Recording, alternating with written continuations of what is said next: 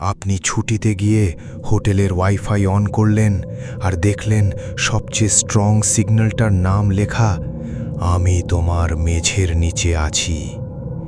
আপনি কি সেই রুমে 1 সেকেন্ডও থাকবেন? ডার্ক পিক্সেল ডায়েরিজ চ্যানেলে সবাইকে স্বাগত। আজ আমরা যাব জাপানের কিয়োটো শহরে, যেখানে এক সাধারণ ট্রাভেলার আবিষ্কার করেছিল এক হাড় হিম করা রিয়েল লাইফ রহস্য। রাফসান একজন ট্রাভেলার। গত 5 অক্টোবর 2025 তারিখ সে জাপানের কিয়োটোর এক নির্জন এলাকায় একটি পুরনো ট্রেডিশনাল এয়ারবিএনবি ভাড়া নেয়। রাত তখন 11:20। রাফসান ইন্টারনেটে কানেক্ট করার জন্য ল্যাপটপের ওয়াইফাই অন করে। সে অবাক হয়ে দেখে সবচেয়ে ফুল নেটওয়ার্ক দিচ্ছে একটি আনলকড করা ওয়াইফাই, যার নাম লুক আন্ডার দ্য ফ্লোর বা মেঝের নিচে তাকাও। রাফসান কৌতূহলবশত তার ফোনে একটি ওয়াইফাই অ্যানালাইজার অ্যাপ চালু করে সিগন্যাল ট্র্যাক করার জন্য।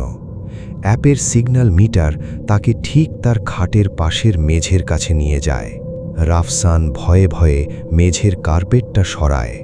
সে দেখে কাঠের মেঝের উপর একটা ছোট লুকানো দরজা বা ট্র্যাপডোর। দরজাটা টান দিয়ে খুলতেই ঘুটঘুটে অন্ধকার থেকে একটা ঠান্ডা বাতাস বেরিয়ে আসে। সে ফোনের ফ্ল্যাশলাইট জ্বেলে নিচে উঁকি দেয়। সেখানে কেউ নেই, কিন্তু একটা ল্যাপটপের স্ক্রিন জ্বলছে। রাফসানের রক্ত হিম হয়ে যায়, কারণ ল্যাপটপের স্ক্রিনে লাইভ সিসিটিভি ফুটেজ চলছে, আর ফুটেজে দেখা যাচ্ছে রাফসান নিজে ঠিক এই মুহূর্তে মেঝের দরজাটা খুলে নিচের দিকে তাকিয়ে আছে। কেউ একজন ঠিক তার মাথার উপরের ভেন্টিলেটর থেকে তাকে লাইভ রেকর্ড করছে।